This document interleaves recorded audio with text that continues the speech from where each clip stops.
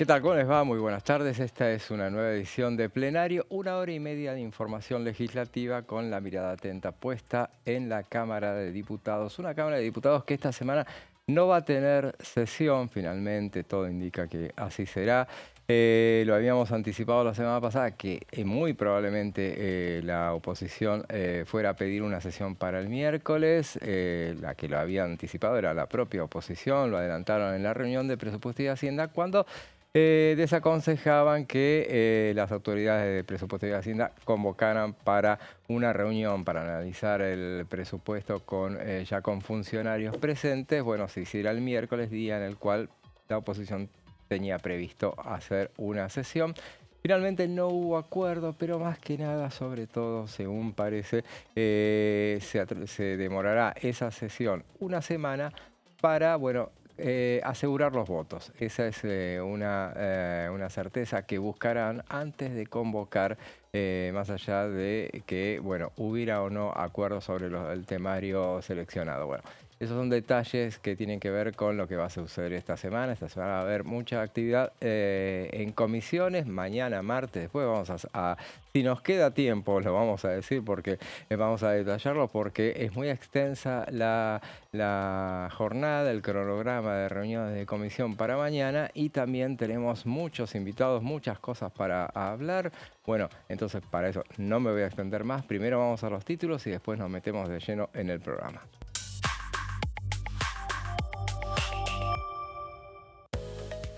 Agravar penas por siniestros viales. El proyecto será puesto en discusión en la Comisión de Legislación Penal este martes a las 16.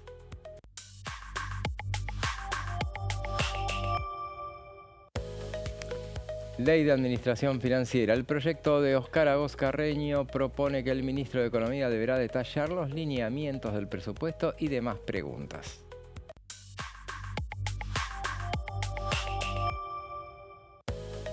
Fentanilo contaminado. La Comisión Especial de Seguimiento e Investigación sobre Fentanilo contaminado y o adulterado se reunirá mañana para recibir declaraciones testimoniales de familiares.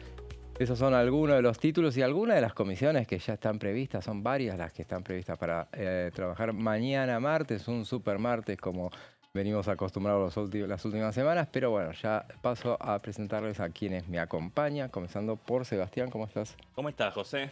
Bueno, sí, parecía que iba a haber una sesión, ¿no? Para este 1 de octubre. Eso mismo habían dejado trascender fuentes de todos los bloques de la oposición. Pero bueno, digamos, una oposición que no paraba de encadenar una victoria tras otra, ¿no? Tanto en el terreno parlamentario como también en el terreno electoral. Que iba a seguir con este ritmo arrollador, no dejándole ningún tipo de reacción al oficialismo, acelerando la hemorragia de un oficialismo que no atinaba a hacer pie. Ahora bien, bueno, algo pasó en el medio, ¿no? Para que recalcularan la estrategia, para que empezaran a medir un poco más el sentido de la oportunidad. Y lo que pasó en el medio fue claramente la reacción positiva, el reacomodamiento de las expectativas del mercado frente a una buena noticia que fue el acuerdo con los Estados Unidos de América, en específico, ¿no? Con la Reserva del Tesoro norteamericano, para blindar las reservas del Tesoro argentino con este swap de monedas con la entidad norteamericana, ¿no? Claro. Eso hizo que bajara un poco las aguas, se logró controlar la volatilidad del dólar y el gobierno no es que se afianzó de manera decisiva, no es que es para tirar manteca al techo, pero sigue manejándose, digamos, en arenas movedizas, pero ganó tiempo y ganó un aire muy valioso que le permite llegar a las elecciones con mayor oxígeno. Y también empieza a recomponer el diálogo con los gobernadores, ¿no? Gobernadores que cuando ven que se está desangrando en el piso el gobierno como si fuera un animal herido, como acomodaticios que son muchos de ellos y oportunistas, le sueltan la mano y lo dejan desangrándose en el piso, pero que cuando ven que el oficialismo empieza a ganar un poco de relieve, en ese caso sí aceptan entablar nuevamente un diálogo por, digamos, conveniencia política, meramente por eso. En ese sentido empezó a haber diálogo y estarían dadas las condiciones para por lo menos blindar frente al veto a la ley de reparto federal de ATN. No así para el proyecto, el proyecto que viene del Senado sobre el reparto del impuesto, de lo recaudado por el impuesto de los combustibles líquidos. Ahí la oposición claramente tiene, no 2/3, pero sí tiene una mayoría para poder convertir en ley este proyecto, pero aparentemente el oficialismo gozaría de ese tercio necesario para poder blindar el veto presidencial. Bueno, por eso se están tomando su tiempo en la oposición, se está pensando de todos modos no dejar dormir este tema, ir a una sesión el 8 de octubre, pero con mayor cautela, no con esa voracidad que caracterizó a la oposición hasta el acuerdo con los Estados Unidos. Claro, así es. Bueno, el oficialismo agradecido de tener un respiro justamente en materia de sesiones, y serían 2 semanas sin sesiones Sí. en la Cámara de Diputados, no así en el Senado, donde el jueves se prepara una sesión donde irán por el tema de dos de los vetos más difíciles de defender por parte del oficialismo, que son los de la emergencia pediátrica y la el Sí. financiamiento universitario. En el Senado también es otra la relación de fuerzas, ¿no? Claro. Con un peronismo más fortalecido. Así es, y estamos también con Juan Pablo Cámara. ¿Cómo estás? ¿Cómo estás, José? Pero muy buenas tardes. A propósito del día jueves, vamos a tener aquí en el Congreso una manifestación importante de sindicatos, comunidad universitaria y también bastantes referentes de la salud argentina, ¿no? En pedido especial para que el Congreso, el Senado en este caso, José, como vos bien lo decías, insista en estas 2 leyes que impactan directamente sobre infraestructura y salarios, ¿no? 2 de los principales reclamos que tienen estos colectivos. Así es.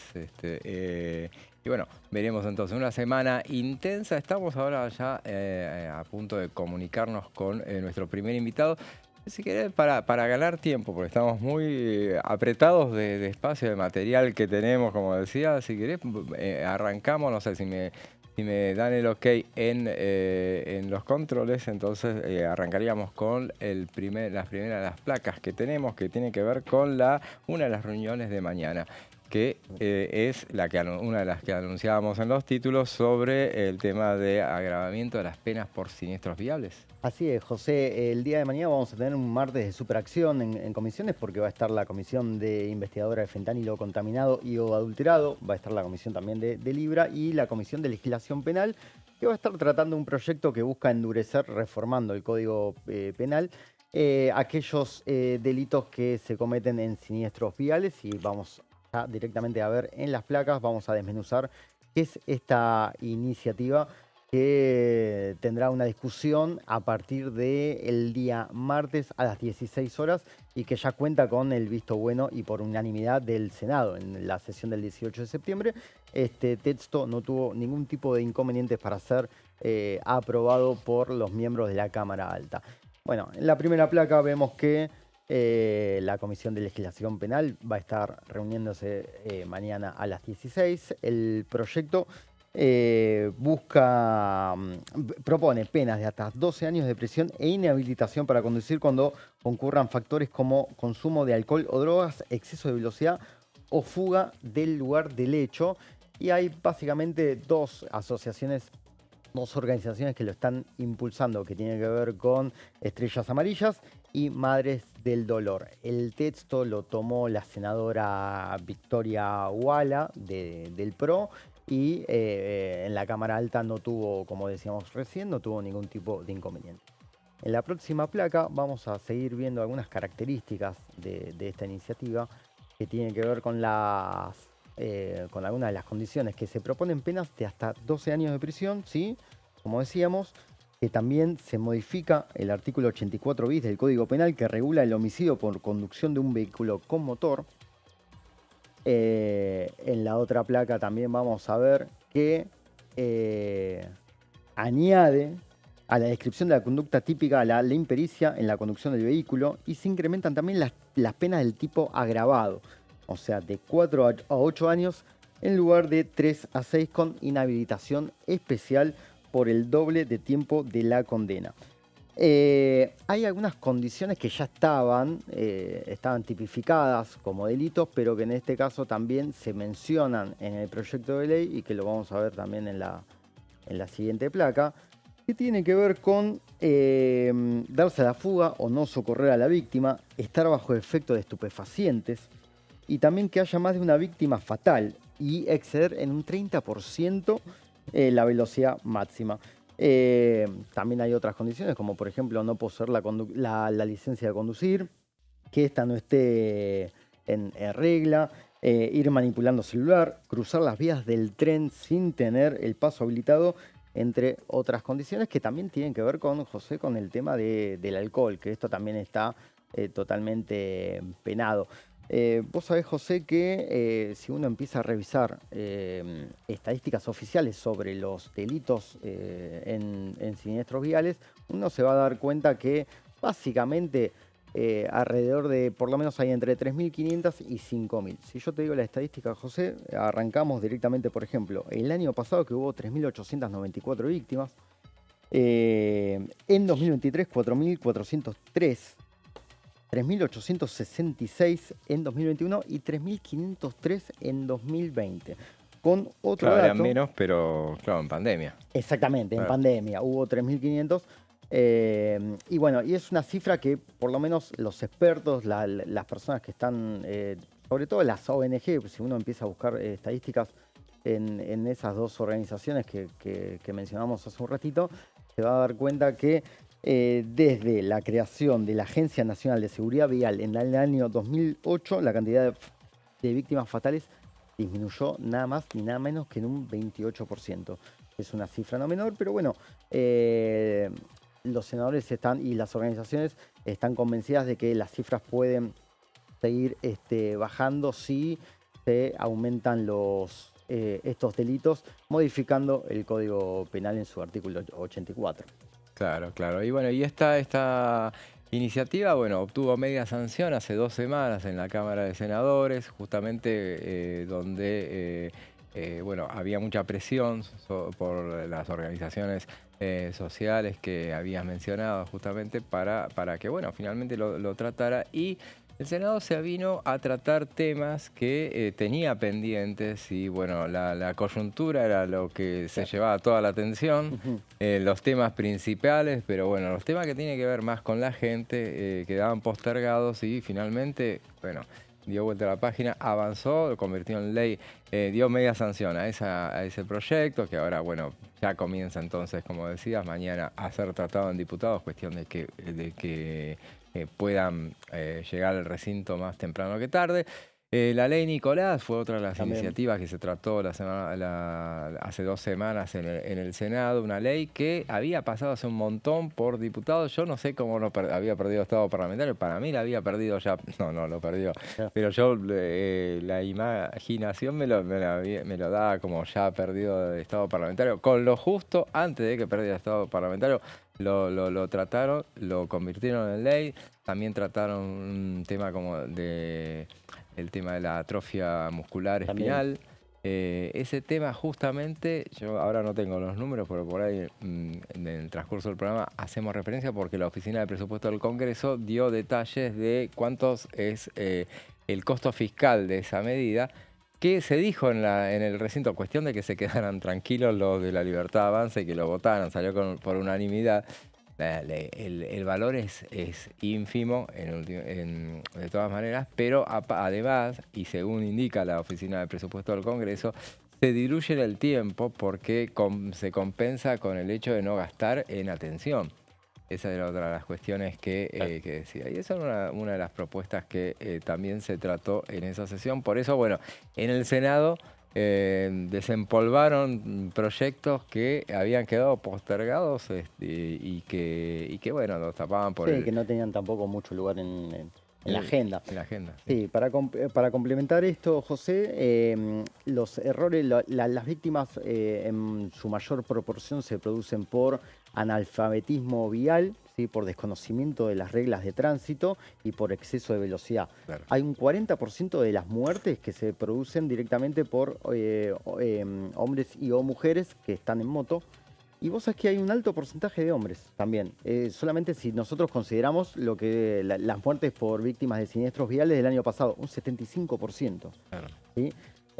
Bueno, son todos errores que piensan las organizaciones que, bueno, pueden llegar a bajar a partir de esta ley, pero también hay otro aspecto que consideran y que resulta clave, que tiene que ver con la educación vial, ¿sí? Sobre todo con el fomento de campañas públicas por parte del Estado Nacional para que este tipo de cuestiones, bueno, por lo menos tiendan a bajar rápidamente. Sería muy bueno que se hagan campañas. Sí, José, escuchándote a vos, Juanpi, a vos, José, voy a hacer una consideración más general, pero me resulta realmente admirable, impresionante, la cantidad, la variedad, la heterogeneidad y la calidad, ¿no?, de los proyectos que se están tratando en distintos campos de intervención en la Cámara de Diputados, también en el Senado, con menos intensidad, en un año electoral, que es algo absolutamente atípico. Nosotros estamos acá, José, ¿hace cuánto en la Cámara de Diputados cubriendo noticias legislativas? Hace un montón, y esto no se había dado nunca, No. por lo menos en la última década, de la cantidad de proyectos y la variedad y la calidad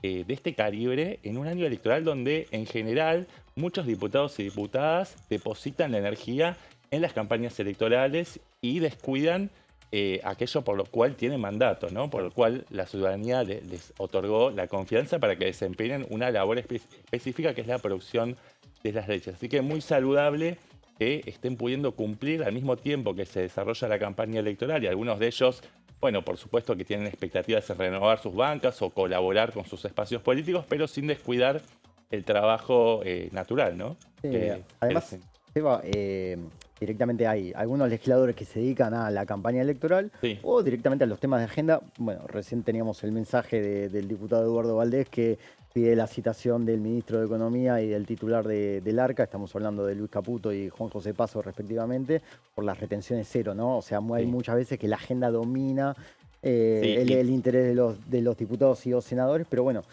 no es el caso, ¿no? No es algo... Sí, y también hay que decir que muchas intervenciones legislativas también se enmarcan en la campaña electoral. No sé, por ejemplo, proyectos de moción de censura contra un jefe de gabinete, por supuesto que es un golpe al oficialismo y eso puede convenir a determinada fuerza política opositora. No digo que es una operación, pero muchas veces se entreveran los dos campos, ¿no? El electoral y el legislativo. Sí, sí, totalmente, para tratar de ganar espacio en una agenda pública que, bueno, muchas veces está dominada por las iniciativas del oficialismo.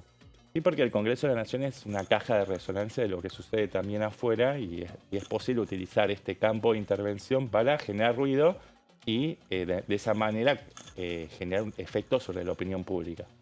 Y volviendo a lo que decíamos respecto de la ley de atrofia muscular espinal, que es una ley no frecuente, es una enfermedad no frecuente, pero que es la primera causa de muerte de los chicos. Según se indicó durante el debate que se dio a instancias de Edith Terenzi, la senadora chubutense.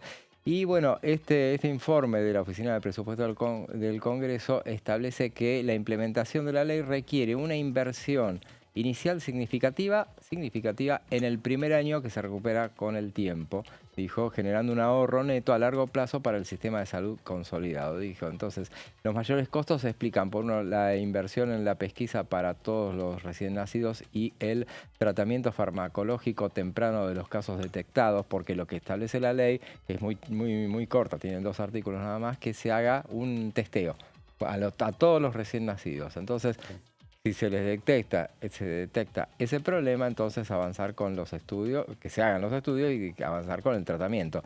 Este gasto inicial es superado por los ahorros futuros, dice la Oficina de Presupuesto del Congreso, ya que el tratamiento presintomático evita los altos costos recurrentes, que son cirugías, hospitalizaciones, soporte ventilatorio, asociados al diagnóstico tardío, que constituyen el principal gasto del modelo vigente. ¿De cuánto estamos hablando? Un impacto fiscal de 43.000 millones de pesos el primer año. O sea, es nada, realmente. Nada. ¿De qué es el proyecto, perdón? Es de Edith Terenzi, salió del Senado, vino para acá, ahora pasará por diputados.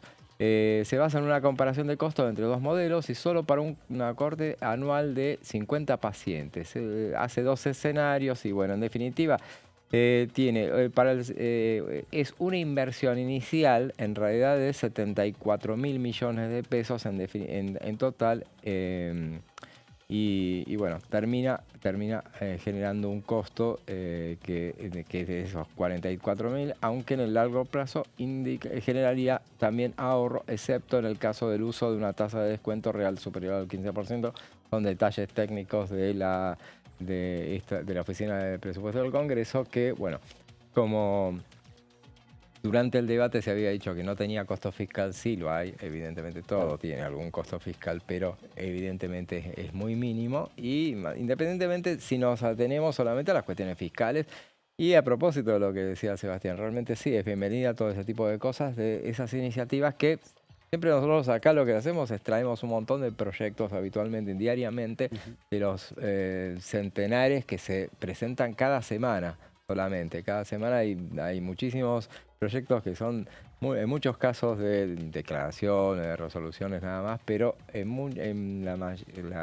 buena parte son de temas importantísimos, que son los que después hacen todo el recorrido, a pasar por las comisiones y llegar al recinto. Y además hay mucho laburo, mucho estudio detrás, ¿no? No solamente de la figura del diputado, que es un poco la cabeza visible, sino de los equipos de asesores que están detrás. Hay mucho estudio durante años y obviamente con un seguimiento, porque se va actualizando, ¿no?, la realidad sobre estas cuestiones, así que hay que ir ayornando los proyectos a medida que va transcurriendo el tiempo y no son aprobados, ¿no? Pero realmente es destacable esa acumulación de conocimiento que se termina plasmando en la redacción de un proyecto de ley, que es un poco una síntesis del cuadro de situación, ¿no? Hablando de proyectos, estaba pensando justamente hoy, estaba viendo uno presentado hoy justamente, o por lo menos figura oficialmente hoy, que es una propuesta de un nuevo régimen previsional. O sea, para poner contentos a ciertos sectores, pero bueno, es para los trabajadores pesqueros. Ah, bueno. Es para los trabajadores pesqueros, bajar la edad. Si tienen 30 años de aporte y a los 55 años de edad podrían jubilarse. Es un proyecto de la diputada Lianielo. ¿A qué voy? Es que ella recoge un proyecto que presentó en su momento la entonces diputada, hace como en 2010, había presentado Nancy González, que es diputada y después fue senadora de Chubut también. Y ella lo que hace, y que suele hacerse a propósito de lo que decía justamente, es recoger proyectos que no avanzan en su momento, recoger proyectos de otros, citarlos, a veces no los citan directamente, pero es un trabajo medio arqueológico, lo representan, ¿no? Claro. Mira qué proyecto interesante, y los vuelven a presentar y bueno, avanzan o no. En este caso ya sabemos cuál destino tiene esta iniciativa, pero bueno, para generar no debate. Creo que Sturzenegger esté muy contento. No, para nada. No. Pero bueno, uno Sí, los gremios que hoy están en pleno conflicto en varios de los puertos, ¿no?, que están reclamando. Y cita justamente a los gremios en esa iniciativa, y dice tener obviamente todo el respaldo de los gremios pesqueros, ahí va, qué sé yo. Está bien, la diputada Lianielo ya lo vamos a traer como placas en los próximos programas. Ahora vamos a una breve pausa y después seguimos con más plenario.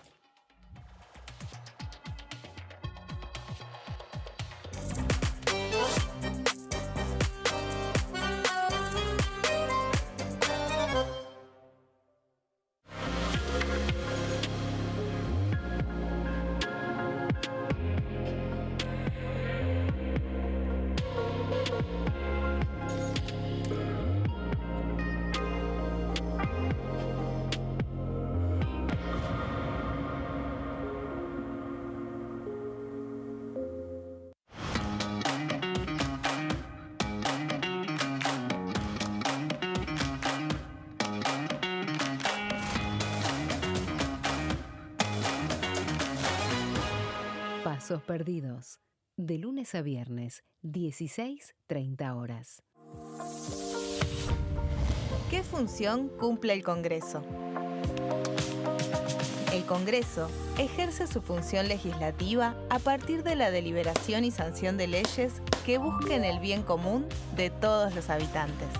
Durante 2024 se sancionaron 44 normas de enorme trascendencia, como la Ley Bases y Puntos de Partida para la Libertad de los Argentinos, la Ley de Medidas Fiscales Paliativas y Relevantes y la Boleta Única de Papel. La Constitución Nacional determina las atribuciones del Congreso, las cuestiones sobre las cuales puede y debe legislar, así como sus limitaciones. También establece la relación entre los distintos poderes, que es fundamental para equilibrar el sistema republicano. Además de legislar, el Congreso tiene la función de ejercer el control del Poder Ejecutivo. Entre otras atribuciones, ese control incluye el pedido de informes, las interpelaciones, la actuación de la Auditoría General de la Nación, dependiente del Congreso, la posibilidad de solicitar juicio político y la aprobación de las cuentas de inversión. Desde la reforma constitucional de 1994, el jefe de gabinete de ministros tiene la obligación de concurrir periódicamente al Congreso para informar acerca de la marcha del gobierno.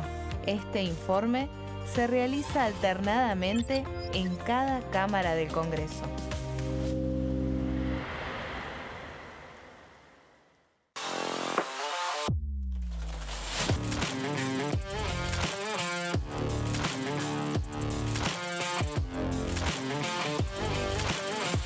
Orden del día, de lunes a viernes, 11 horas.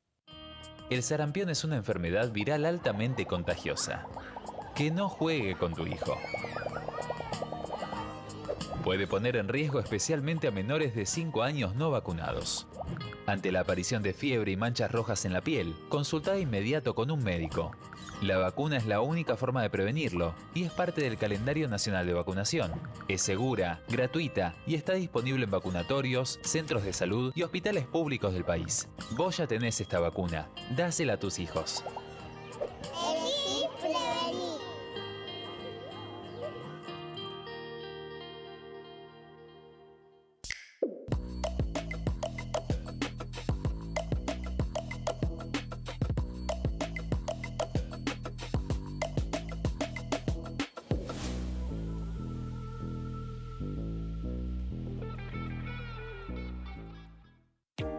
¿Qué se vota este año? El domingo 26 de octubre se realizarán elecciones legislativas para renovar parte del Congreso de la Nación. La Cámara de Diputados se renueva por mitades cada 2 años. Este año se elegirán 127 diputados. La cantidad de bancas asignadas a cada distrito se determina en función de la población de cada provincia, asegurando un mínimo de 5 diputados para aquellas con menor cantidad de habitantes. En tanto, el Senado está conformado por 72 integrantes y cada 2 años se renuevan por tercios. Este año finalizan su mandato 24 senadores que fueron electos en 2019. ¿Qué elige cada región en la elección nacional? Región Noroeste, NOA. Jujuy, renueva 3 bancas en la Cámara de Diputados. Salta, renueva 3 bancas en el Senado. Renueva 3 bancas en la Cámara de Diputados. Catamarca, renueva 3 bancas en la Cámara de Diputados. Tucumán, renueva 4 bancas en la Cámara de Diputados. Santiago del Estero, renueva 3 bancas en el Senado. Renueva 3 bancas en la Cámara de Diputados. La Rioja, renueva 2 bancas en la Cámara de Diputados. Región Noreste, NEA. Formosa, renueva 2 bancas en la Cámara de Diputados. Chaco, renueva 3 bancas en el Senado. Renueva 4 bancas en la Cámara de Diputados. Misiones, renueva 3 bancas en la Cámara de Diputados. Corrientes, renueva 3 bancas en la Cámara de Diputados.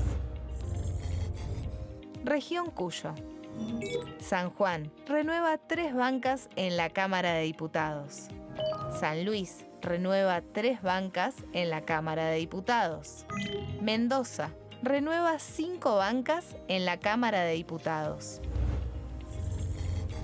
Región Pampeana.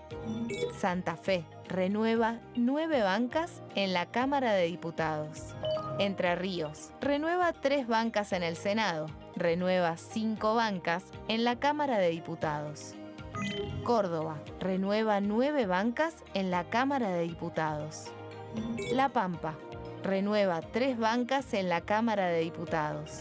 Buenos Aires renueva 35 bancas en la Cámara de Diputados. Ciudad Autónoma de Buenos Aires renueva 3 bancas en el Senado.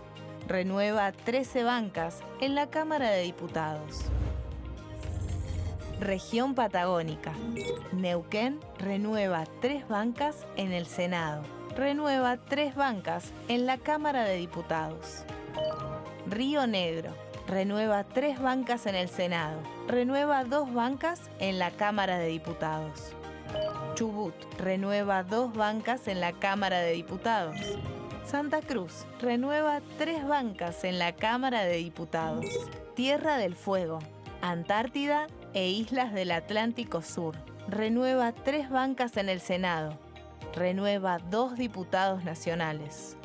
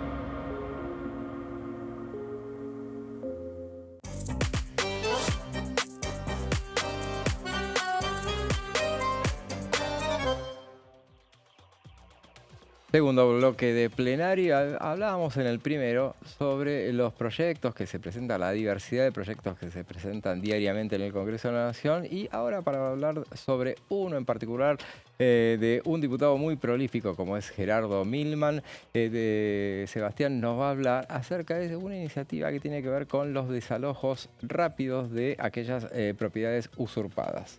Exactamente, sí, esta es una iniciativa muy importante del diputado Gerardo Milman, que levantó mucho el perfil en el último año y empezó a presentar muchos proyectos. Bueno, este es uno de tantos que tiene que ver con un proyecto para la restitución inmediata de la propiedad privada, y esto responde a una inquietud, un problema estructural de la justicia que muchas veces tiene mucha parsimonia, lentitud e inoperancia a la hora de resolver la restitución de inmuebles que son ocupados o usurpados por personas que están haciendo una posesión ilegítima de un inmueble, ¿no?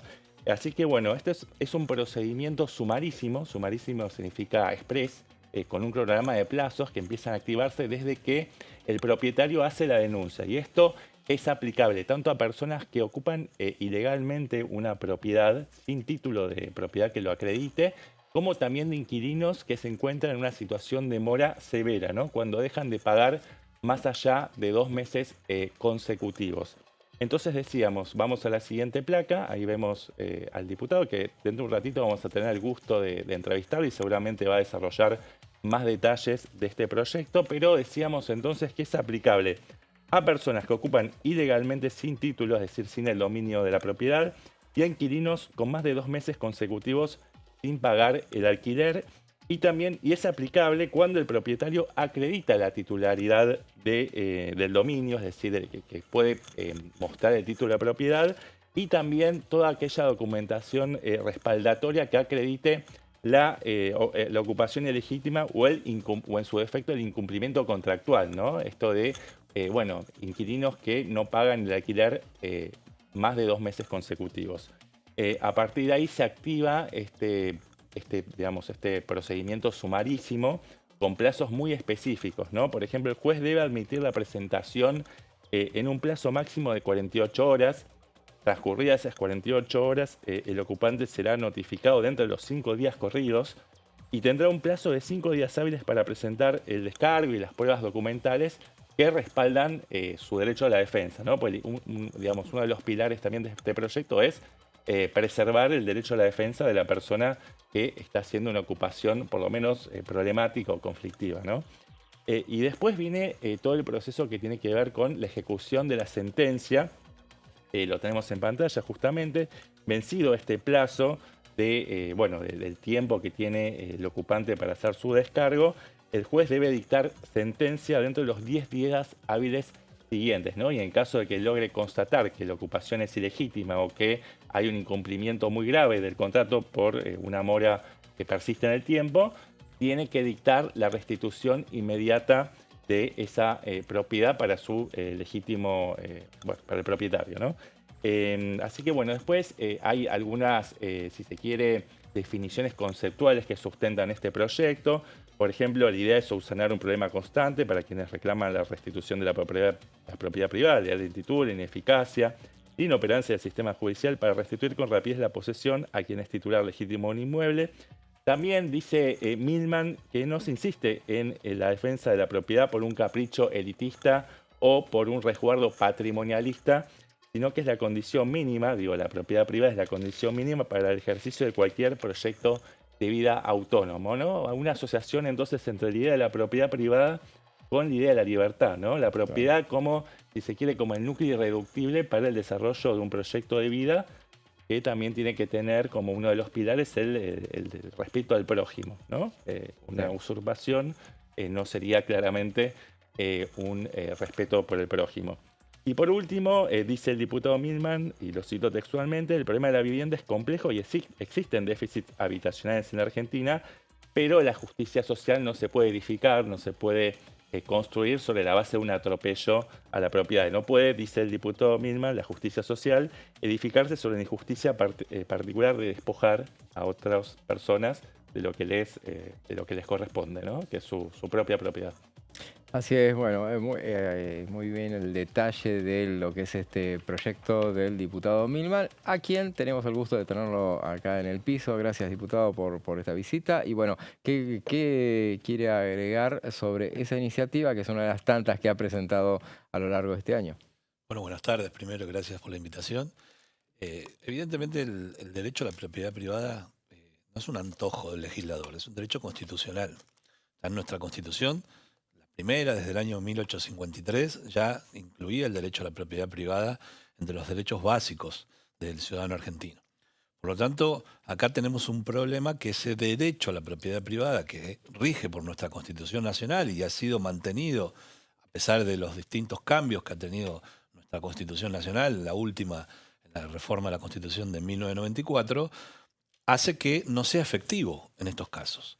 Y, por supuesto, yo lo reconozco en el proyecto, que la Argentina tiene un serio problema de déficit habitacional. Hay mucha gente que no tiene una vivienda digna en nuestro país, pero eso es una responsabilidad del Estado, no una responsabilidad de un privado, digamos. Y no puede venir un tercero, en este caso un juez, que representa al Estado, a decirle, mire, hay un déficit habitacional y usted con su propiedad privada se lo resuelve a otra persona. Es el juez, en definitiva, que es el responsable del Estado, como nosotros somos acá responsables del Estado en la Cámara de Diputados, quien tiene que buscar una resolución en todo caso para esa persona que no tiene su vivienda. No es el particular que ha trabajado toda su vida o que ha heredado de sus familiares, que tiene una vivienda alternativa que le permite alquilar o tenerla desocupada y que haya sido intrusada.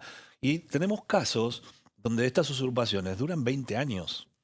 Y no solo eso, sino que duran 20 años y después, cuando hay suerte y la justicia llega al desalojo, y bueno, a veces hay condiciones complejas porque hay niños en esas casas, cómo actuar en esas soluciones, y las familias se van anquilosando en esas propiedades que no son propias. Entonces, para mí es mucho mejor cortar por lo sano rápido, que el Estado se responsabilice de buscar soluciones habitacionales y que no sean los ciudadanos privados con el esfuerzo de su trabajo, que ya hacen bastante esfuerzo pagando impuestos para que le apropien su propia propiedad, valga el silogismo. Claro. Diputado, ¿hay algún esquema de contención psicológica de las familias que son parte, digamos, de esta situación de usurpación o de ocupación ilegítima, pero que, bueno, de un momento a otro, porque acá lo que usted lo que está proponiendo es un procedimiento express, bueno, tienen que desalojar esa vivienda Y bueno, ¿hay en su proyecto alguna instancia de contención psicológica y también de relocalización transitoria hacia, no sé, de repente espacios de vivienda que cuente con el Estado Nacional o de refugio? El Estado tiene la obligación, digamos, no necesitamos hacer un proyecto más, sí puede haber inversión por parte del Estado, digamos, en Claro, crear propiedades. Los que tenemos algún año más sabemos que sí, en la Argentina ha habido, por ejemplo, el FONAVI, digamos, un Fondo Nacional de la Vivienda, que hizo que muchos argentinos tuvieran su primer vivienda, digamos, y eso ha sido muy bueno para la Argentina. Bueno, tenemos un Estado quebrado también y eso es una dificultad, pero esas son las soluciones en las que hay que pensar, digamos. Esas son las soluciones que hay que razonar, digamos. Hace falta también que la economía empiece a claro. funcionar para que las tasas de crédito bajen. También se puede acceder al crédito, que ha sido incipiente el año pasado y ahora está estancado otra vez porque las tasas han vuelto a subir. Digamos, pensar también cómo hoy se reunió el Consejo de Mayo, por ejemplo, y uno de los temas es una reforma tributaria, ¿no? Porque si no tenemos una reforma tributaria y una modernización laboral que haga que aquellos que emprenden nuevos negocios, o ya están hace muchos años, porque la economía informal en Argentina es enorme, es enorme, cerca del 40% del Producto Bruto Interno argentino se mueve en una economía informal. Y entonces son muchos millones de argentinos que están en esa actividad que no podrían acceder a un crédito. Entonces necesitamos reformar lo impositivo para que esos negocios, si pagaran todos los impuestos, no son rentables, bajar esos impuestos para que los que están dentro del sistema paguen menos y sumar nuevos argentinos a pagar impuestos a una tasa razonable, por un lado, y por el otro, tener una modernización laboral que no sea un riesgo para una empresa contratar nuevos empleados de manera legal, de manera formal, con vacaciones, con hora social, con aguinaldo, con todos los derechos que tiene que tener, pero que eso no sea un riesgo que ponga en duda la existencia de la empresa. Bueno, todo esto es un paquete que tiene que ir en conjunto. Digo, ninguna de estas medidas de manera aislada va a resolver este problema. Pero lo que yo sí tengo claro es que el derecho a la propiedad, como dije antes, es un derecho inalienable y que el Estado no puede apropiarse de la propiedad del privado para resolver un problema que no ha sabido resolver, que es el problema habitacional. Diputado, ¿qué herramientas tienen los gobiernos provinciales y municipales en relación a esta problemática? ¿Qué pueden hacer hoy para evitar las usurpaciones? Lo digo en referencia a muchas noticias que divulga el gobierno de la ciudad sobre que la gestión desalojó determinados predios, determinados hoteles, por ejemplo, en algunos casos que estuvieron ocupados desde la pandemia. En este sentido, ¿qué pueden hacer los gobiernos hoy en día?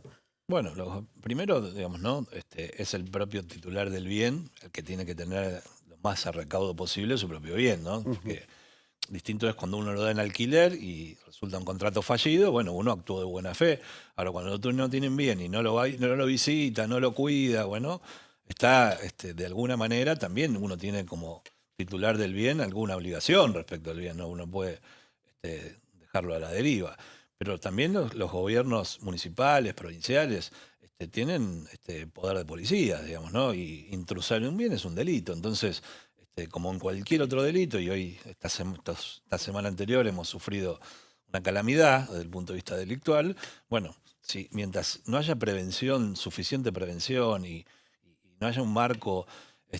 Yo insisto, acá para mí la matriz de todo esto es que la Argentina empiece a crecer. La Argentina es el único vecino del barrio de Latinoamérica que no crece hace 20 años. Entonces, si no crecemos como país, si no se desarrolla, si no hay mayor economía, mayor cantidad de empresas, mayor cantidad de trabajo, y ninguno de estos problemas se va a resolver. Yo, por ejemplo, les cambio el tema, pero es un tema de semejante actualidad, el triple crimen.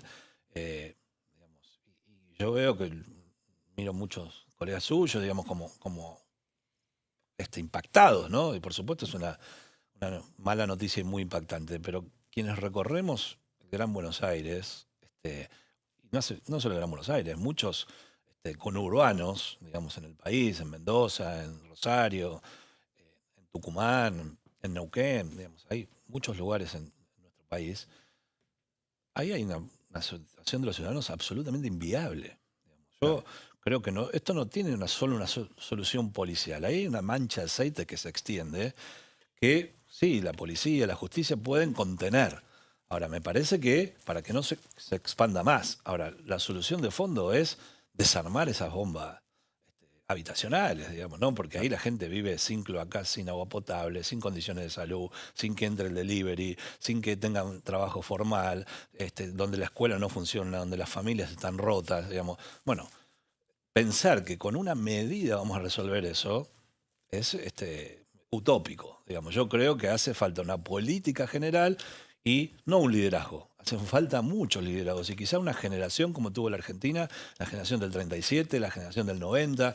Hacen falta muchos liderazgos ejemplares para resolver tamaña destrucción que ha tenido la sociedad argentina.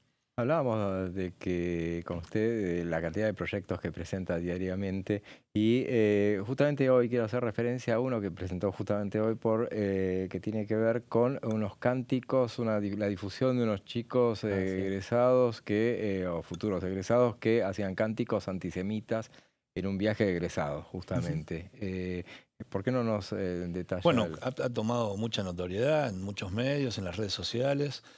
Un grupo de viaje de egresados volviendo de Bariloche, donde cantaban en el micro de una escuela de la localidad de Seiza, una escuela privada, cantaban en el micro cánticos respecto de que iban a quemar judíos, sonrisas, el coordinador del grupo acompañaba ese cántico. Bueno, se han hecho varias denuncias, se ha hecho la denuncia a la DAIA, la Delegación Argentina Israelita Argentina, de Asociaciones Israelita Argentina, la ha hecho el Gobierno Nacional a través del Ministerio de Justicia también. El propio presidente se hizo eco, ¿no? También Sí, puso un tuit. en redes sociales también. Y nosotros, desde el punto de vista parlamentario, queríamos acompañar esto, que lamentablemente está increyendo. Cuando uno ve, por ejemplo, en redes sociales, las declaraciones antisemitistas en el último año han crecido en varias redes sociales. Y me parece que hay un caldo cultivo, ¿no? Que a partir del 7 de octubre vamos a cumplir ahora un nuevo aniversario, donde ha habido familias argentinas que han sido secuestradas y todavía no han aparecido. Ha reflotado esto en la Argentina y en el resto del mundo, digamos. Entonces, independientemente de la mirada que uno tenga sobre la guerra entre Israel y la zona de Gaza, más allá de esa situación puntual, que cada uno puede tener la mirada libremente que tenga, la contraparte no puede ser algo por lo que la Argentina ha sufrido 2 atentados y por lo que la humanidad ha sufrido en la década del 40 del siglo pasado. Digamos, no podemos involucionar hacia ese lugar. Tal cual. Diputado, usted de pasada antes mencionaba la necesidad de encarar una reforma tributaria y una reforma laboral. Van a haber elecciones y aún ni siquiera en el mejor escenario para la libertad avanza y para los sectores aliados van a lograr una mayoría que les permitiría encarar esas reformas con confianza, con optimismo. Digo, la correlación de fuerzas se mantendría más o menos similar a la que hay este año en la Cámara de Diputados. ¿Se puede pensar en reflotar estas ideas de hacer una reforma laboral y una reforma tributaria y agregaría también una previsional en esas condiciones políticas? Yo creo que la Argentina lo necesita, digamos. Y sé que hay sectores que se van a oponer, como se vienen oponiendo desde el 83. Recordemos que hubo una reforma laboral en este Congreso en el 83 que por un voto en el Senado el gobierno del doctor Alfonsín no pudo reformar. Entonces es una discusión que lleva 40 años de democracia. Entonces me parece que es necesario y lo que usted dice es correcto, digamos, no va a haber una mayoría nítida respecto de eso y requiere consensos. Y la mejor manera de llevar adelante estas 3 reformas que usted puntualizó, yo no nombré la previsional porque me parece que a pesar de que nuestros abuelos no tienen tiempo para esperar, si no se resuelven las otras 2, no se va a resolver realmente la previsional, por más que votemos lo que querramos, si no aparecen los recursos reales, no va a pasar y eso se resuelve con más empleo, con baja de impuestos. Estas reformas requieren un consenso para sostenerse en el tiempo. Si no, va a fracasar, digamos. Si se gana por un voto y ese un voto es de una sola fuerza política, no va a servir porque va a venir otro gobierno, lo va a modificar. Entonces, lo que tenemos que hacer es generar un consenso político y después, cuando las reformas empiecen a funcionar, va a ser la sociedad la que, fruto de estas buenas expectativas que pueden generar estas modernizaciones, estas reformas, puedan sostener estas reformas independientemente de los gobiernos. Diputado, ¿cree que las reformas que están sancionadas en la ley de bases alcanzaron, no alcanzaron? ¿Qué evaluación hace de lo que ya se votó en el Congreso en materia laboral? Bueno, fueron insuficientes, digamos, ¿no? Porque hay muchos diputados que tenemos proyectos en la Comisión de Trabajo y se ha intentado trabajar. El diputado que la preside, el diputado Martín de Taz, ha intentado convocarlas y no ha reunido los consensos. Entonces, me parece que hay desde propuestas muy integrales a propuestas más puntuales. Bueno, se puede ir escalonando. La estrategia puede ser diversa. Buscando los consensos. En estas cosas hay una mayoría para ponerse de acuerdo. En estas cosas todavía hay que seguir el debate. Bueno, se puede no pensar por ahí en cosas tan enormes, tan difíciles de abordar y abordarlas puntualmente e ir evolucionando. Pero cuando uno va a las pymes, sin duda necesitan una reforma laboral. Cuando uno ve muchas industrias argentinas, sin ni hablar del campo, que hemos tenido este proceso de las retenciones cero, necesitan una disminución de estas retenciones. Digamos, es un impuesto de tamaño de ese impuesto solo en la Argentina existe. Hay 7 países en todo el mundo que aplican este tipo de impuestos a las exportaciones. Entonces, un país que está ávido de divisas, digamos, le ponemos un impuesto para que no exporten. Cuando el país está ávido de divisas. Vimos que se le levantó la pata y las cerealeras liquidaron 7.000 millones de dólares en 3 días, digamos, lo que ha traído una controversia también. Bueno, si esto no estuviera permanentemente, las fronteras de la agricultura, que es hoy por hoy, a pesar de que tenemos muchas promesas y oportunidades en tema energético, en el tema minero, hasta que eso ocurra, hoy es nuestra principal fábrica de divisas. Y entonces hay que ir en esa línea, hay que seguir en esa línea de baja de impuestos, hay que seguir en esa línea de construir nuevos contratos laborales que garanticen los derechos, pero no impliquen un riesgo para las empresas que no saben si van a poder seguir existiendo en el futuro tomando personal. Eso no resulta razonable. Y ojalá así como la sociedad aprendió, porque hace 40 años yo escuchaba a alguno que estaba en la televisión y decía, emitir es inflación. Y durante 40 años no le dimos mucha bolilla a eso. Hoy en cualquier esquina, en cualquier café, en cualquier almacén, en cualquier peluquería, todo el mundo sabe que emitir sin respaldo provoca inflación. Digamos, eso todos lo sabemos, se aprendió.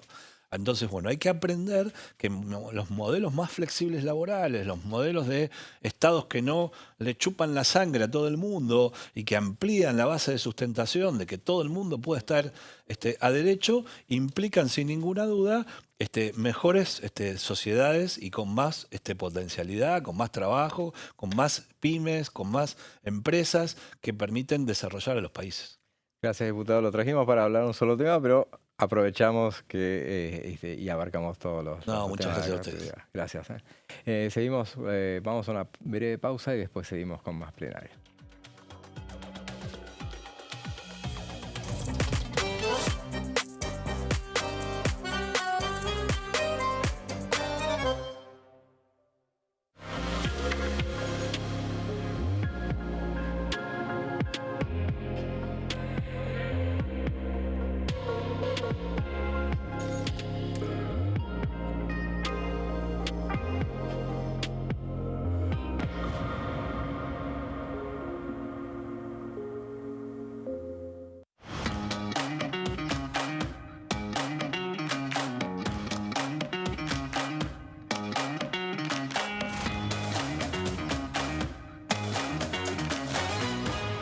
Pasos perdidos. De lunes a viernes, 16:30 horas. ¿Quiénes conforman el Congreso?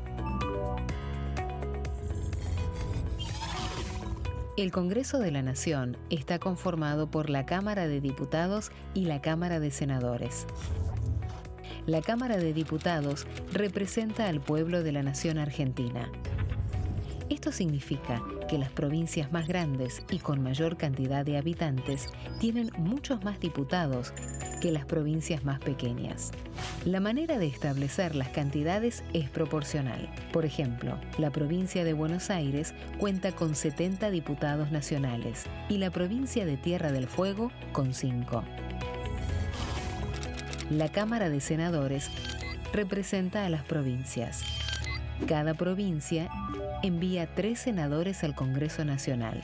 El total de senadores es 72, dado que las provincias argentinas son 24.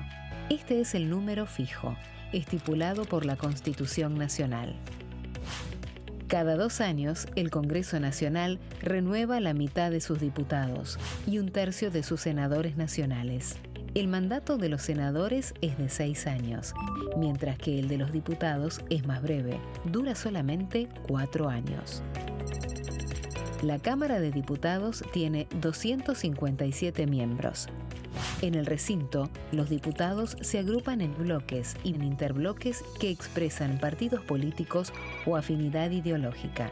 Existen también los monobloques, integrados por un solo diputado. El bloque oficialista se dispone a la derecha del presidente de la Cámara, el bloque opositor mayoritario a la izquierda, y en el centro, los bloques con menos cantidad de integrantes. Son requisitos para ser diputado: tener al menos 25 años, 4 años de ciudadanía argentina, haber nacido en la provincia por la que se postula o haber residido en ella los 2 años precedentes.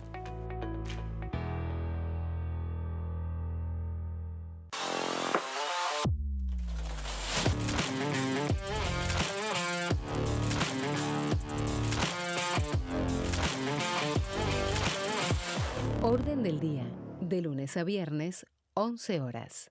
El domingo 26 de octubre son las elecciones nacionales. Por primera vez vamos a votar con la boleta única de papel, BUP. ¿Cómo es la nueva boleta? En las columnas, de manera vertical, están las listas con cada uno de los partidos. Y en las filas, ubicadas horizontalmente, las categorías de cargos. En las elecciones de este año, las provincias que solo elijan diputados van a usar este modelo de boleta. Una vez que estés en el espacio de votación, marcas con una cruz la opción que elijas en el casillero correspondiente. Aquellas provincias que además de diputados elijan senadores van a usar este otro modelo de boleta, al que se le agrega la categoría senadores. En este caso, una vez que estés en el espacio de votación, vas a marcar la opción de tu preferencia por categoría. Para votar diputados, haces una cruz en el casillero que corresponda.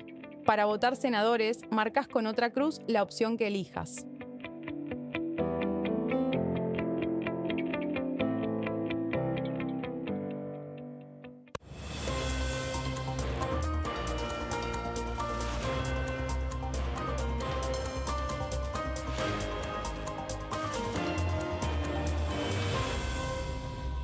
Consenso, de lunes a viernes, 12 horas. ¿Cómo funciona el Congreso?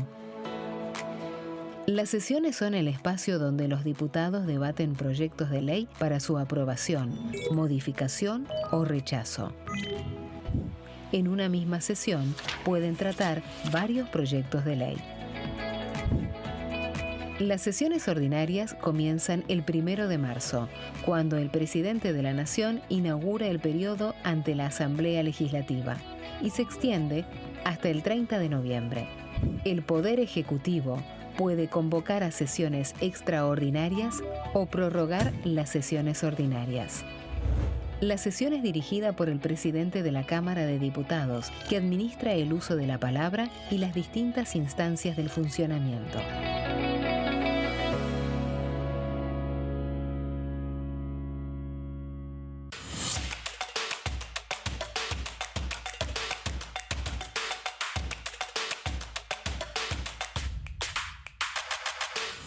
Quórum, de lunes a viernes, 14 horas.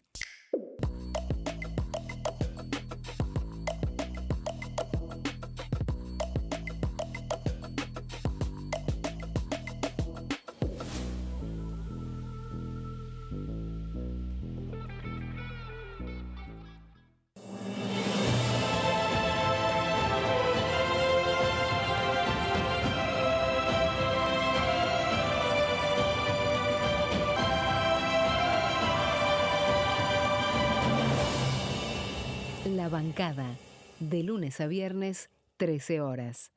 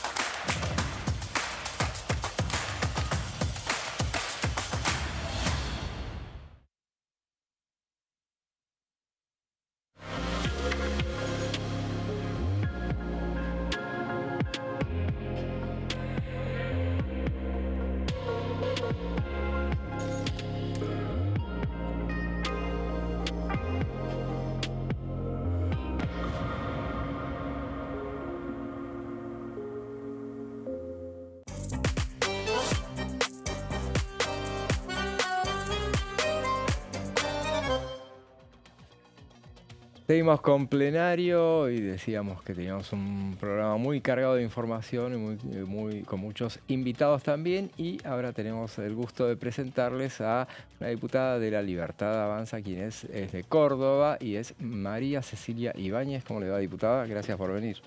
Muchas gracias, buenas tardes a ustedes. Bueno, diputada, hace 2 semanas el oficialismo estaba en problemas realmente. En realidad la economía y el país en general vivía momentos muy tumultuosos en materia cambiaria. Bueno, la semana pasada se volvió la calma, por suerte. Y bueno, todo se logró a partir de acuerdos con el gobierno de Estados Unidos y bueno, el viaje que tuvo el presidente a los Estados Unidos. Y bueno, queríamos preguntarle entonces justamente un balance de lo sucedido los últimos días y estos acuerdos alcanzados con Washington.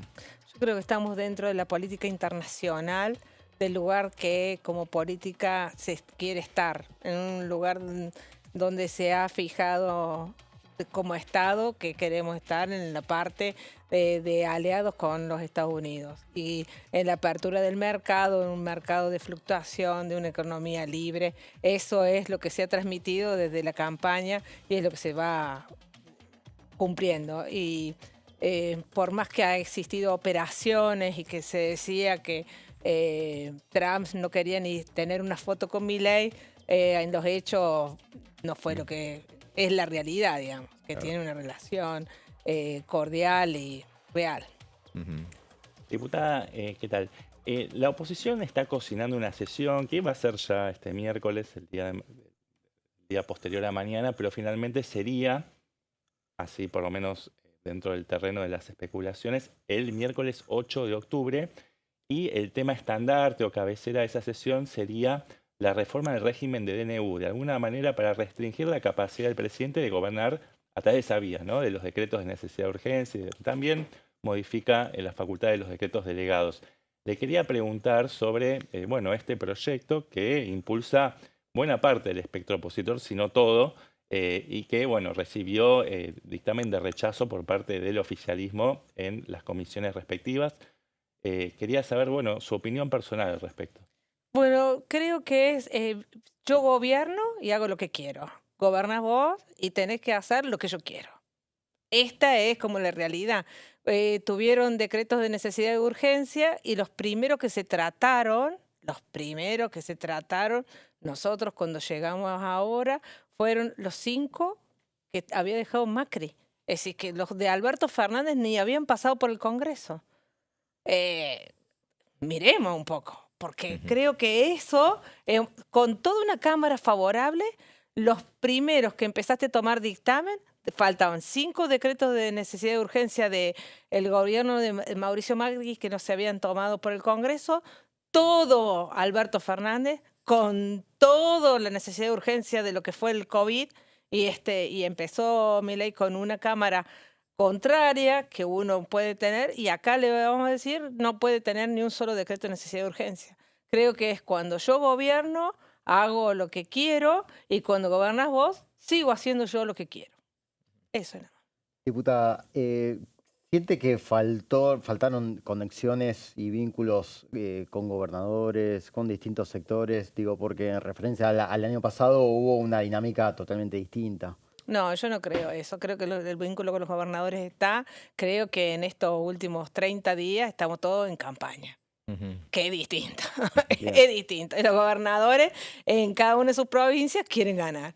Entonces yo quiero ganar y me quiero mostrar un poco diferente porque ¿por qué querría una persona votar al gobernador si le gusta lo que estamos haciendo? Yo votaría el original, porque casi todos los gobernadores dicen, está bien el déficit fiscal, está bien la reforma tributaria, está bien. No vayan a votar al presidente porque tiene malos modales. Vótenme a mí, que soy el gobernador, que le estoy trayendo también en su provincia, que yo tengo buenos modales y voy a ayudar al presidente. Nah, vótennos a nosotros, que es lo mejor. Habla de la campaña, bueno, se metió solita ahí. Bueno, pero él me preguntó, yo creo que esto es nada más que ahora en campaña. Lo otro creo que no, porque después cuando estamos, te das cuenta que no. Y creo que también cada uno tiene que mostrar su poder, y el poder de los gobernadores se va a mostrar en la elección. Está muy bien.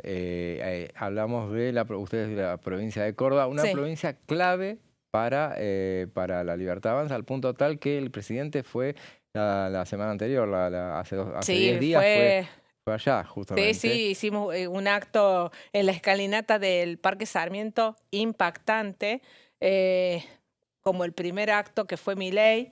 Ese acto fue diferente porque recién estábamos saliendo del COVID y se permitía que estuviera gente, y él ese día hizo la primera vez una clase de economía. Y esta vez volvimos a llenar la escalinata del parque. La gente...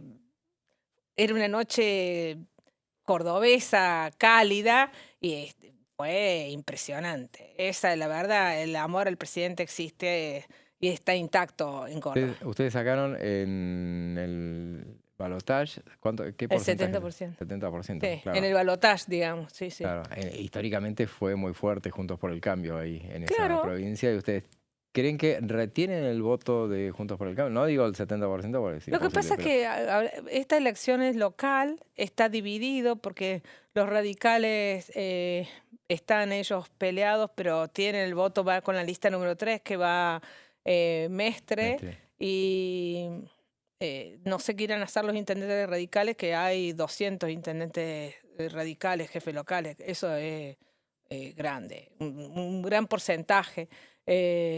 Lo demás, y también nosotros vamos a competir contra Schiaretti, que fue el gobernador 3 veces, una persona formada, que es una persona que la que yo escuché que dijo, está haciendo todo bien, no vamos a cambiar de sindical. Claro. No, además dijo... a Milei le quieren hacer juicio político. A Milei lo quieren de Roca. Yo les voy a garantizar que yo, mientras esté, no le va a pasar nada al presidente, pero tengo mejores modales. Bueno, está bien. Esa campaña de Schiaretti. Diputada, el 7 de septiembre hubo elecciones en la provincia de Buenos Aires y fue realmente un masazo que sorprendió a todos, incluso en el propio peronismo, que no esperaba una diferencia tan abultada de casi 14 puntos. Eso de alguna manera generó un cambio de expectativas. El gobierno se dejó de hablar de vamos a pintar el país de violeta. Lo que quieren es tratar de ganar en la mayor cantidad de provincias. Y bueno, se moderaron un poco las expectativas. Yo quería saber qué panorama ve usted, no solamente en la provincia de Buenos Aires o en Córdoba, sino en general en el país, respecto a cómo la ciudadanía va a defender o no la experiencia de la Libertad Avanza. Yo creo que uno tiene que saber leer y aceptar el voto. Pero también tiene que mirar lo que yo siempre le digo, lo que uno subestima, el poder de los intendentes. Vos mirá bien esa elección y mirarlo a los intendentes. Intendentes que pensaban que no existían, intendentes que algunos se pelearon con su espacio y ganaron en su lugar. Si no miran el mapa completo, nosotros, tenés que saber, bueno, yo ahí el partido, el Movimiento de Integración y Desarrollo fue con Potencia, que no le fue, que tuvo una actuación diferente, y ahí tuvo una cantidad de concejales con unos intendentes que se habían enojado y ellos sacaron. Ahí tienen el poder. Creo que eso uno tiene que tener la clave. Nosotros tenemos un país absolutamente federal. Las provincias también tienen grandes líderes locales. Bueno, habrá que ver qué hacen estos intendentes ahora en estas elecciones. Diputada, el sistema de boleta única papel, ¿qué papel va a jugar? Porque hay mucha, por lo menos acá en la ciudad de Buenos Aires, hay, bueno, usted lo vio, mucha capacitación, mucho en las mesas se hace mucho hincapié. Me gustaría saber qué mirada tiene, sobre todo en un distrito que ya tiene Claro, ese yo te iba a sistema. decir, yo vengo del mundo cordobés. Exactamente, el mundo ahí ya cordobés tiene. Bueno, ¿la inspiradora cuál es? ¿La boleta de Córdoba o la de No, Santa Fe? no tiene la boleta de Córdoba porque la cordobesa tendría un casillero que tiene lista completa, que esta no la tiene. Esta está basada en el voto mendocino. Lo que tiene de ventaja es que no tener el robo de boletas ni la adulteración del voto, porque esto que la viveza que te aparecían esos votos falsos con números que después quedaban nulos, eso no existe más. Vos haces una transparencia de la elección muy grande, no tenés fiscales, perdiste la elección. el que piense que con la boleta Claro. única los fiscales, mentira. Porque se te da vuelta el padrón a las 2 de la tarde. Si no tenés quien te controle el voto, no existe tu voto. Claro. Por más vos tenés que tener quien te controle tu voto. Yo siempre digo, Esta es la verdad, porque vos tenés un voto en blanco, tenés que tener un fiscal que quede voto en blanco, porque si no puede haber un fiscal que te haga votar. claro, usted ha fiscalizado, evidentemente. Sí, y yo ¿y perdí, qué- yo vi cómo perdió juez las elecciones. Yo empecé ¿Cómo perdió? cómo perdió juez su elección. Fue a la noche, cuando él se acostó, No, era gobernador. se perdió la elección con el voto de una parte de Córdoba que fueron a votar el 90% en esas ciudades del padrón. Ujú. Diputada, una consulta. ¿Qué lectura hace de la conformación de este rejunte de ex libertarios, Desarrollo y Coherencia? Usted proviene de una de esas experiencias del MID, junto con diputados que también se fueron enojados del oficialismo y ahora buscan acomodarse en el tablero en un lugar de oposición dialoguista o ya verán cuál es el perfil o la impronta que finalmente tenga. Pero quería saber qué lectura hace de ese movimiento que se dio recientemente en la Cámara de Diputados. Usted quedó del lado del oficialismo, ¿no? De la Libertad Avanza. Yo tenía una visión diferente. Yo estoy convencida que nosotros ingresamos en una alianza con el presidente. Que nosotros, la gente nos votó en esa alianza y que fuimos en esa lista. No puedo entender que seamos opositores. Y eso es lo que piensa mi distrito. Claro. ¿Y cómo fue esa discusión interna en el MID? Me la voy a reservar. Bueno. Le iba a preguntar, diputada, a partir del 11 de diciembre, ¿cómo piensa? Porque el presidente habla de reforma tributaria, previsional, laboral.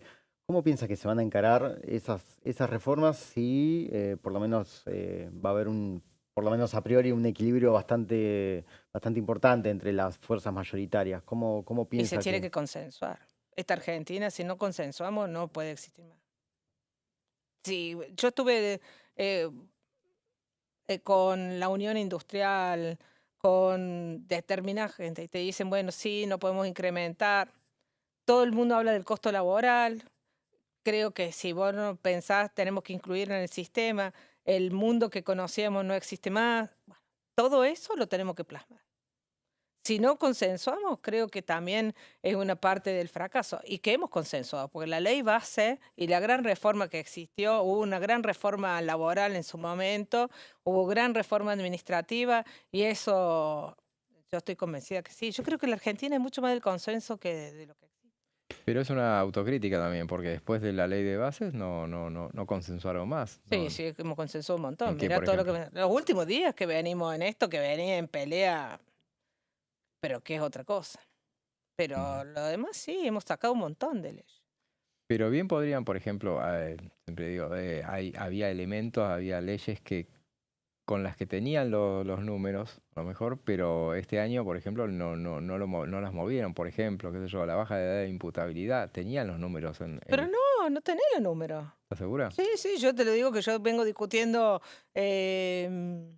no quiero dar el nombre, pero con una de las personas de Unión por la Patria que me dijo de todo, que me dijo que dónde estaba, donde se iba el Estado, venía el narco en tu barrio.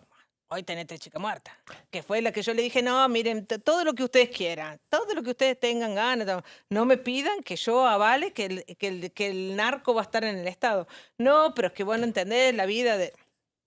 No me pidan ustedes, no tenemos los votos para que baje la imputabilidad. El día que yo saqué una fotito así y dije, en el juicio en ausencia, que está dado nada más que para el terrorismo, lo incluyamos para que el juicio de ausencia lo podamos hacer para el delito común y que lo incluyan para la provincia. Y mostré la cara de 10 asesinos que están prófugos, de 5 que habían matado 12 chicas. 5 que habían matado 12 chicas. ¿No es que y mostré la cara, me dijeron burra.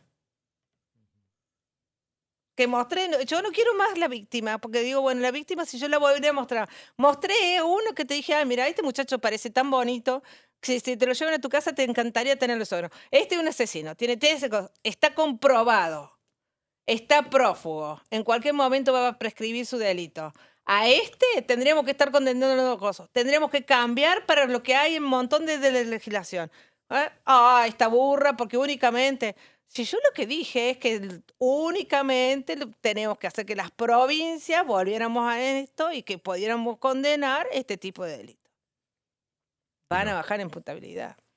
Bueno, pero ya en otros casos ustedes han ido el oficialismo ha ido al recinto sin los votos. O sea, podían haber ido y que quedara expuesto quienes no propiciaban esa ley. Digo porque era una iniciativa que había pedido el presidente. No, sí, y yo tengo media sanción con los delitos, con un delito agravado que es motorizado, que es que me pidió la legislatura cordobesa, que es incrementar la pena, sobre todo el famoso motochorro, digamos. Sí. La incrementación, que es un delito agravado, no lo logramos porque ya me dijeron que no lo van a hacer. Una vergüenza. No sé si alguno de ustedes sufrió robo, que una moto te... Yo tengo 3.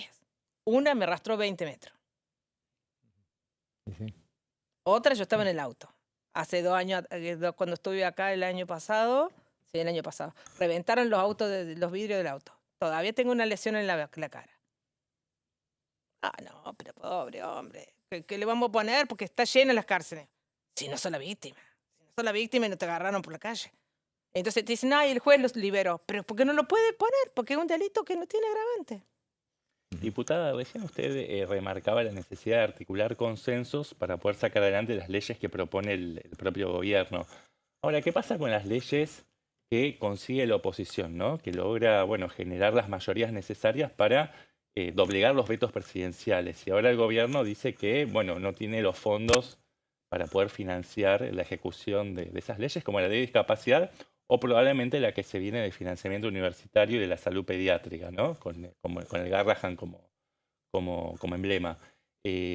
Bueno, ¿qué lectura hace usted de eso, ¿no? De la no aplicación de leyes que fueron votadas por la oposición y después ratificadas mediante el rechazo a los vetos? El de aplicación de discapacidad le han dicho que solamente determinen cómo van a ser los fondos, porque la cartilla va a llevar que el sistema quiebre, por lo menos lo que dicen los privados, la cartilla no lo van a poder solventar, las obras sociales privadas, el incremento.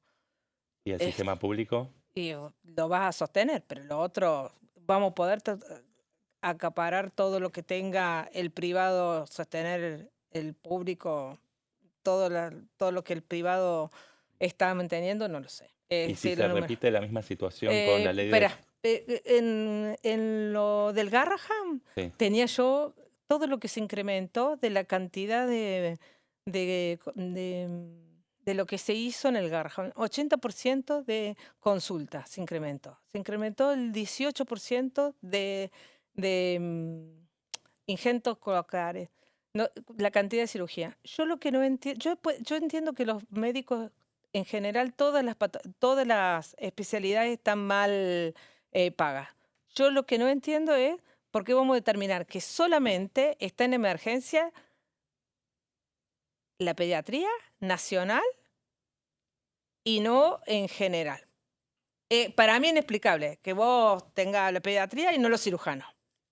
Es una cosa que, si me lo explica alguno... Diputada, pero esa discusión ya se saldó, ya se votó. No se saldó. Lo que digo es, jurídicamente, ¿se pueden no aplicar las leyes?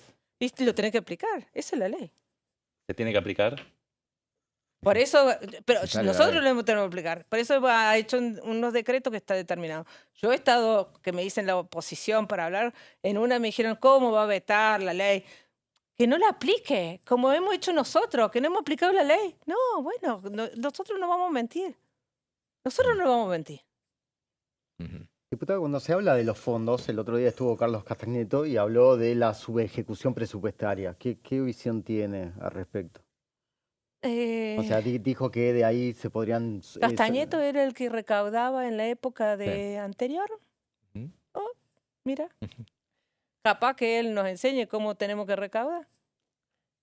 Diputada, gracias. Bueno, Gracias muchísimas gracias. Nosotros nos vamos ahora vamos a escuchar lo que decía sobre el tema del presupuesto el diputado Ricardo Herrera.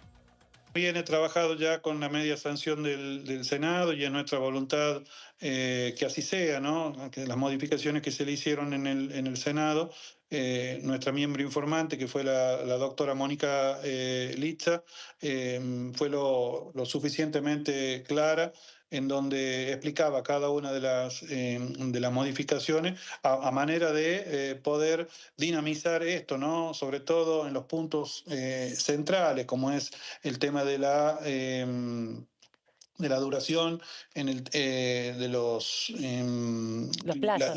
los días que tiene, los plazos que tiene el decreto para el rechazo por ambas cámaras, el rechazo solamente con el rechazo de una basta y sobra para que pierda vigencia, la unificación, es decir, que se trate solamente de una materia para evitar lo que nos pasó con el decreto 7030.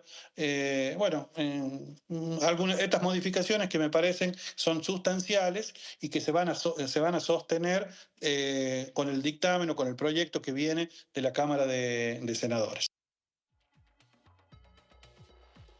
Escuchábamos al diputado Ricardo Herrera hablando del presupuesto, que es el tema central. Pasa a ser de esta semana en la Cámara de Diputados uno de los temas, pero obviamente el que se va a llevar toda la atención. El miércoles a partir de las 13 horas está convocada la reunión entonces con la presencia de por lo menos el secretario de Hacienda, Carlos Huberman, que estará finalmente ese día. No estará el ministro de Economía, Luis Caputo. Me imagino yo que va a ser una sesión bastante agitada en cuanto a por los reclamos que va a haber y los reclamos que Unión por la Patria anticipó que va a ser contra el titular de la comisión, José Luis Esper. Imaginamos que bueno, va a ser tumultuosa por lo menos el inicio. Sí, además Huberman es una de las personas que mejor conoce y que más trabajó en este presupuesto, es la mano derecha de Luis Toto Caputo y además es una persona que se suele ver en Casa Rosada continuamente, así que bueno, es la persona ideal para dar a conocer esta iniciativa. Y que estuvo hoy presente en la reunión del Consejo de Mayo, que mencionaba el diputado Milman, que estuvieron todos y que se habló en esa reunión de la reforma tributaria, de avanzar con esa iniciativa. Nos quedamos sin tiempo, al final tuvimos muchísimo material, muchísimos invitados, gracias a la producción. Realmente, gracias Juan Pablo, gracias Sebastián, gracias a ustedes por estar del otro lado. Bueno, los esperamos mañana a partir de las 15. Ahora lo dejamos en compañía de Fernando Fracchelli y sus pasos perdidos. Será hasta mañana.